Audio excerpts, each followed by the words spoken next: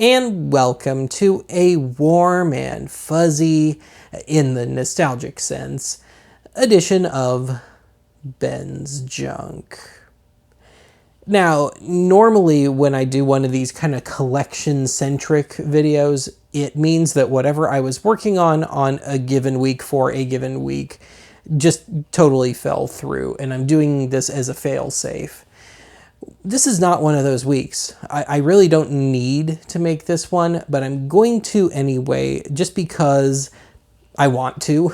I feel like I've been on kind of a nasty streak lately, and I just wanted to do something that was a little more friendly, a little just nicer, something to add to the cozy playlist for archive, which doesn't actually exist. I don't know, maybe somebody can come up with one. Your mileage may vary on what those videos are. But anyway, yes, this is going to be about my first DVDs, the titles, of course. And before I get to those, and I've got 20 of them as it turns out, let me just give the backstory here. November of 1998, and I only remember this because it was right around my 13th birthday. My dad bought a new computer, a Gateway 2000, or maybe it was just down to Gateway by then, but a new PC. And it happened to have a DVD-ROM drive. And in my twisted little brain, I thought, oh great, we have a DVD player now. Granted, only by a technicality, but yeah, we were technically the first on our block, and I was the first kid in my class to have a DVD player. So I proceeded to spend so much time on my dad's new computer that he got frustrated and broke down and bought a proper DVD player a few months later. So anyway, I'm going to put the cutoff for this video at the day before I started high school in August of 2000. And I only remember that because it's just burned into my brain. There was a particular title that I bought on that day. And I've discussed it before. If you're a true crazy, send me your toenail clippings in the mail kind of diehard, you already know which one that is. But yeah, we'll get to that. So anyway, yeah, 20 titles here, and let's kick things off with the DVD I went and bought with my birthday money back in 1998. But it wasn't that Blu-ray. So anyway, yes, my first movie on DVD, my first DVD period, was Catty Shack.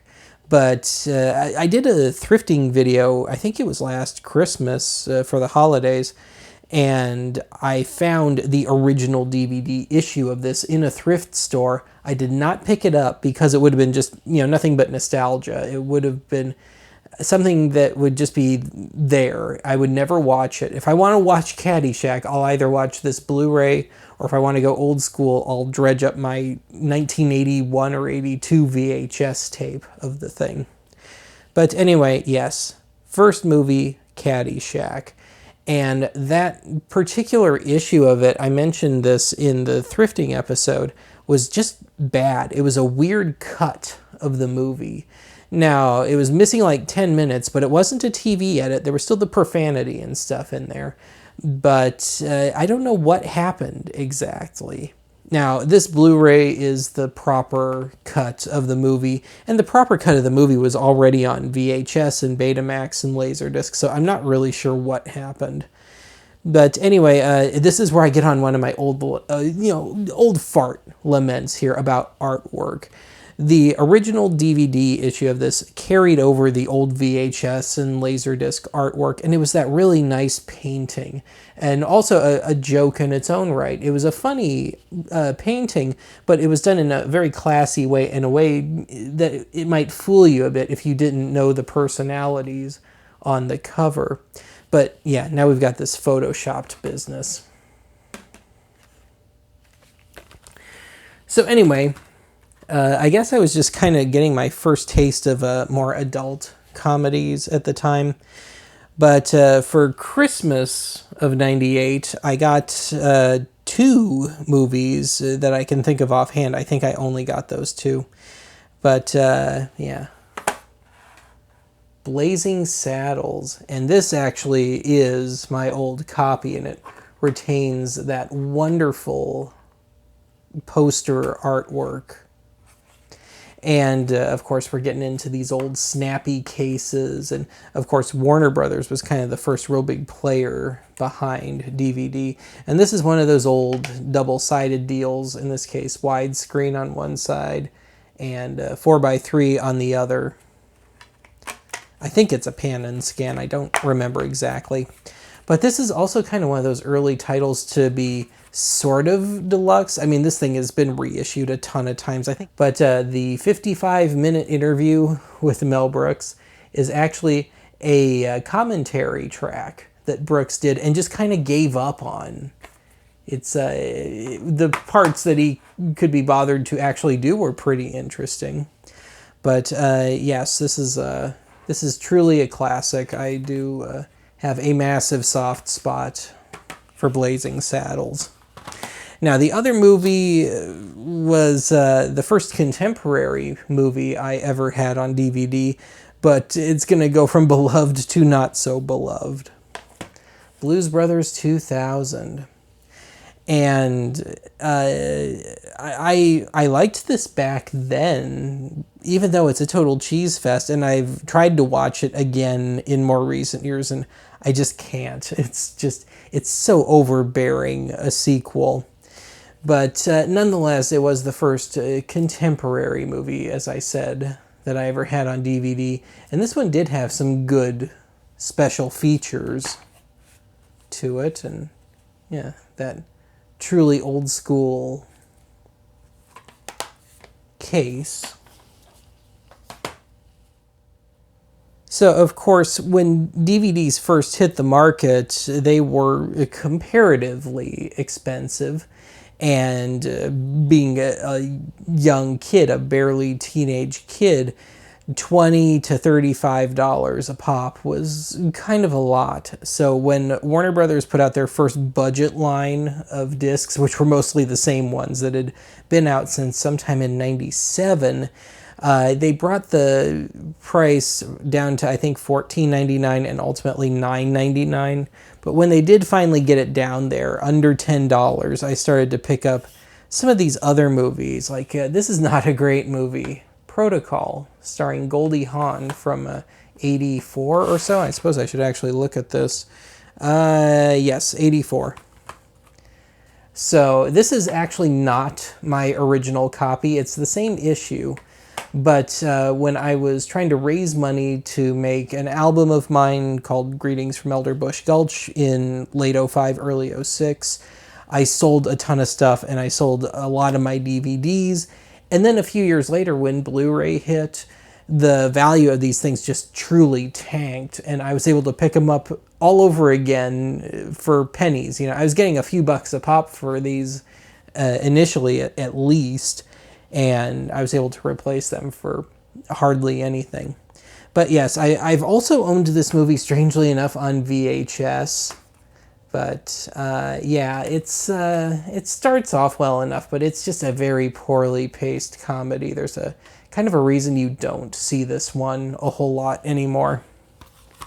Now, speaking of other dated 80s movies, and getting back to Dan Aykroyd from Blues Brothers 2000, here's some 80s-ness for you. Spies Like Us. And I got this because it was cheap at the time. I didn't really get it. I think I like it a little better today than I did back then. And yes, this is another one that I picked up uber cheap a few years later after selling it. Okay, I don't remember exactly when I got this, but this has been a Christmas tradition of mine for too long, 20 odd years now. And it's not even really a Christmas movie, it's just part of it takes place at Christmas, and it's just a very good winter movie. Grumpy Old Men, which I have since purchased on Blu-ray, and it's my Blu-ray that gets the spin every year. But this is one that is indeed the actual original copy, complete with 25 years or better of grime on the top. And I've got the sequel on the Blu-ray as well, and that's not quite as good, but they tried to make the summer equivalent of it. But yes, this has served me quite well. It's a little beaten, though, at this point. But amazingly, the artwork has held up quite well. And yeah, I was a grumpy old fart back then, too. So anyway, let's get back to some more then contemporary movies. So, of course, this was the late 90s, so I think we were just kind of issued this. Austin Powers, the first one. And at the time, let me grab one of these other ones. Once upon a time, there would be an ad in here, just a slip of paper saying, send us, I think it's 4 proofs of purchase, and you can get another DVD. And there was a whole list of ones you could get. And so this isn't one of them, but a lot of those early ones that I had, I was yanking the proof of purchase out of them. And the one that I got with my 4 or however many proofs of purchase was Austin Powers. And this is, I don't think this is original. I think this is another one that I replaced at some point, although somebody took the proof of purchase out of that. So obviously 2 were playing the same game at some point. So anyway, in February of '99, my dad was so sick of me constantly being at his computer that he broke down and bought us a real proper DVD player with DivX capability, which I've covered on Archive before. But at some point, it had to have been Christmas of '99, I got my own DVD player. The price had come down enough by then. And so one day, my family was at Kmart, back when that was still a thing. And of course, one of the first things I ever did when I got that DVD player was I hooked it up to my bedroom stereo. And I knew I wanted something to really test out my speakers on. So I went and Twister. And I guess this is sort of relevant again for like 5 minutes as of my making this. This movie, this is again not an original copy. This is a replacement from somewhere down the line. This movie is cheesy. I'll just say that outright. But it was indeed a great way to hear wind rushing out of my little stereo as a teenager. And it did kind of, if you were in a position to crank it up enough, it did actually kind of make you feel like you were getting sucked up in one of these things. But yeah, as far as the sequel goes, I don't really plan to see it. It just doesn't sound very good. So, come the late 90s, I love Leslie Nielsen and his spoof movies. The stuff he was in, from Airplane onto The Naked Gun and Spy Hard. Well, it kind of ran out of gas at the end of the 90s. Wrongfully Accused, and name the movie that this artwork is parodying. But anyway, this is where the parodies just got so blunt and overly silly that it just wasn't all that much fun anymore. Although there is one stray line from this movie that has always stuck with me. A scene in a bait shop. Salty dog shrimp. I don't know why that's stuck with me, but it just has. But yes, as far as the Leslie Nielsen parody movies go, yeah, this is kind of the dud of the lot. Now, this next one was another then contemporary movie, and one I actually saw in the theater when it first came out. And then, strangely enough, we went off to Las Vegas on vacation within a few days after. But yes, Vegas Vacation.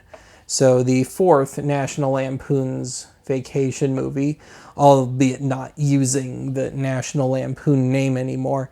And this is another movie that I really liked back then, but I can't say it's aged tremendously well. And of course, this was back when Vegas was trying to market itself as a family destination. And of course, they've long since dropped that. Now, there were two, this was one of those movies that you could buy a full screen edition or widescreen. But me being me back then, I did standard. Because in some of the first archive episodes, when I would show my own TV, it was that little 13-inch CRT. That was my TV. It was only in 2013, I think, when I finally got my first high-def flat screen TV. And so, you know, that little 13-incher being my TV, I would, when given the choice, I would take movies in full screen because the black bars on the top and bottom made it that much harder to watch as far as I was concerned on that little TV. Now, of course, these days, you know, they're all widescreen TVs and all, but yeah, that was my logic back then. Now, this next one I actually picked up at CompUSA. They were trying to sell this just after it dropped on DVD as a loss leader. But I think the reason that they were selling this is that they loaded this thing with then interactive online features. But anyway, Pleasantville, which is a movie, it's a fantasy. It's some kid who loves old TV, gets sucked into the past with his sister, and Don Knotts plays this creepy old TV repairman with weird supernatural powers and all. And it's an overlong movie, but it's a good concept, and when it does work, it works quite well. And the design, the visual design is just terrific. But yes, it was loaded with internet-y features back then. So here's another kind of oddity of sorts of the early DVD era. Because widescreen TVs still had a ways to go before becoming the norm, yeah, there was a lot of widescreen movies coming out. Doesn't mean they were anamorphic, though. So, Monty Python and the Holy Grail. And great movie, there's really not a whole lot to say about this. But deluxe widescreen presentation is a misnomer. This is not anamorphic. This is widescreen within a 4:3 frame. So if you watch this on a modern TV, it's a freaking postage stamp in the middle of your screen. At the same time, it's a very bare bones DVD. This was truly early on, but yeah, it got some good mileage from me. This is one I do need to upgrade at some point. I've got almost all the Python stuff, but I've upgraded very little of it. Some of it I've still only got like on Laserdisc. So we are in 1999 here, and this is the first time that I ever bought a DVD on pre-order, and I had to nag my dad and get him to pay his credit card to get the online order, and then gave him the cash and all. But I had become a huge Pink Floyd fan in the preceding year or two, so when this dropped, I was all over it, the wall. And this is a kind of a DVD done right. It's got some really nice special features, but at the same time, this has been upgraded since then, and I think the best of it has been carried over. But I'm still kind of stuck with my old copy, which got damaged in transit. If you can see right at the tip of my finger, it's kind of cracked, and the spine was messed up. I had to tape it back together at the time. That is 25-year-old tape on there, which my camera's probably not even getting. Yeah, I can't get it to shine on it quite right. But yes, and funnily enough, I was kind of one of those kids that was scared by everything. But by that point, I was starting to watch some horror movies and all. And I still consider this scarier than most horror movies. This movie is, it's a very serious, nasty look into mental deterioration, as is the album, The Wall. So this next one was the first truly upscale movie I ever bought on DVD, in that this was my first Criterion disc.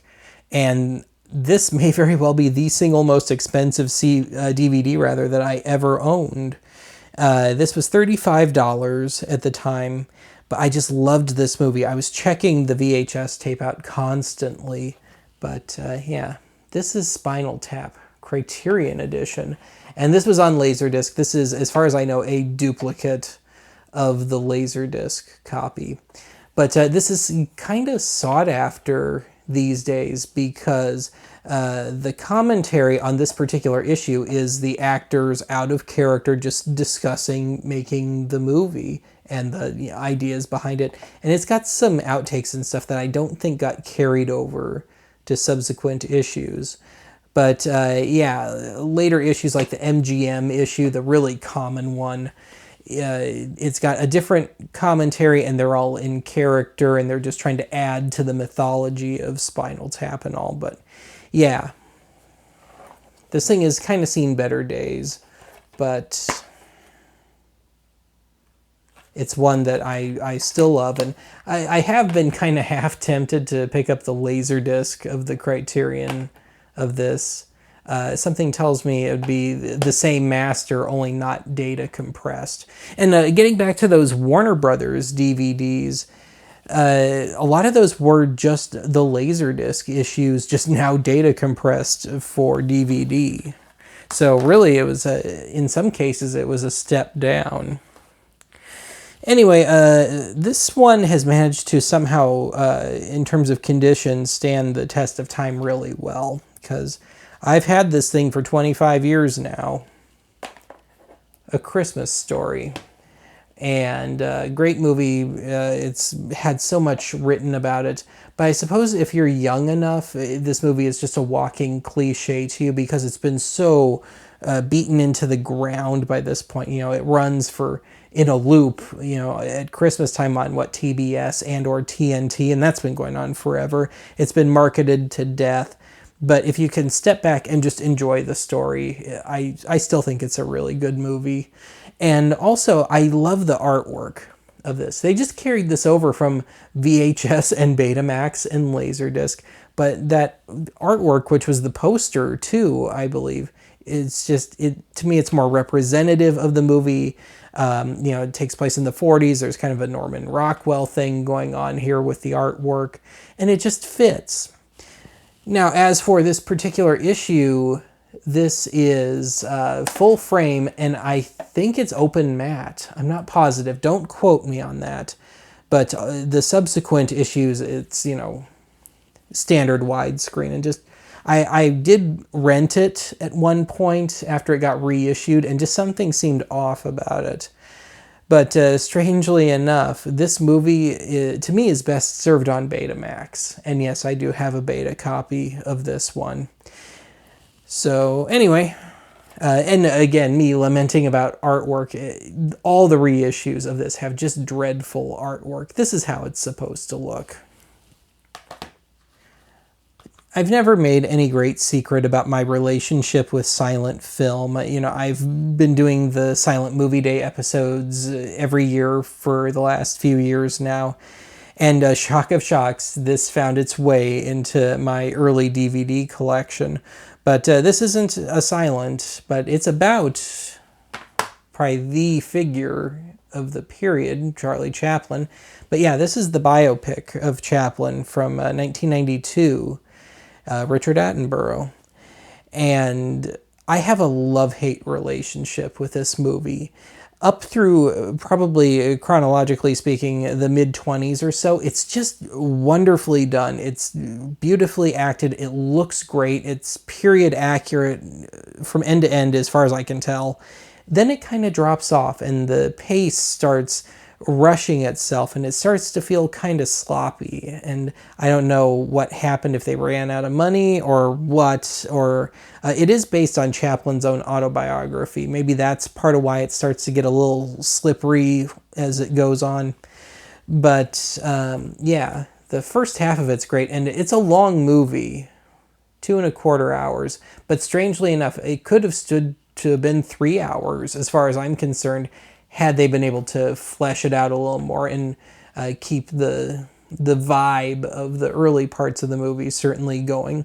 And also, this is one of those rare movies that advertises that it has Easter eggs hidden, and it does. They're just little fragments of interviews with mostly Robert Downey Jr. But I have not put this in a very, very long time now. I suppose I should, but part of me is afraid that I'm going to feel truly different about it now. So anyway, we're going to just ride this episode out now with nothing but silent stuff. This might be where it gets boring. So anyway, of course, once upon a time, Netflix was all hard copies through the mail. And you could buy used ones periodically, and usually at a very good price. Of course, the trade-off was that there would be no artwork. Now, back then, silent movie DVDs, they were not making them in large quantities. It was a lot of times Kino and just other indie studios putting that stuff out. I use the term studio loosely. But it kept the price pretty high on those things. So when they would come up, I was guilty of it. Half.com, remember that? That's truly a trip back. I have a feeling most of my audience under the age of 35 is not going to remember half.com. But anyway, Tess of the Storm Country, starring Mary Pickford. Not one of her better ones. It's a bit of a slog.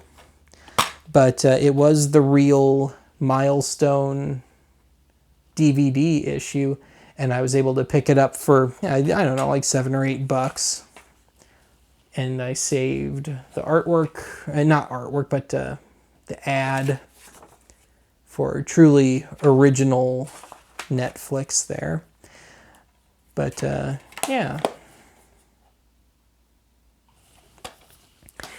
Okay, this next one, I don't necessarily remember if this falls within the time span that I mentioned at the top of this video. But I am going to show it anyway because I used it in my first quote-unquote record, about 6 seconds of the score, which I think was already public domain at the time. I don't think the copyright got renewed. If it did, it, as of now, has fallen into the public domain. But anyway, Way Down East, D.W. Griffith. And I also have owned this on 8mm, a very crappy 8mm copy. See my video on my Black Hawk Films collection. But that's what I think of with this. Now, this is a pretty good movie, if a rather long one.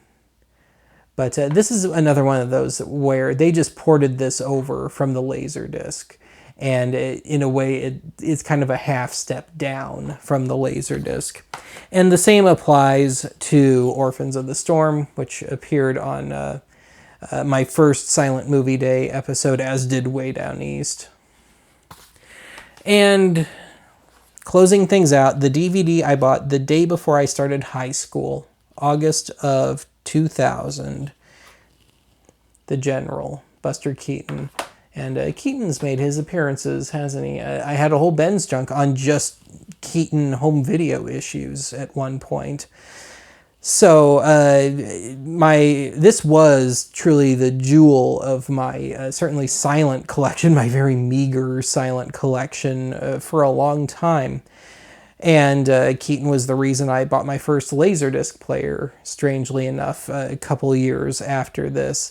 Because I could buy, at the time, a Laserdisc player and the complete Art of Buster Keaton set cheaper, that way than the DVDs. So I did accrue one other DVD from this line during that time period.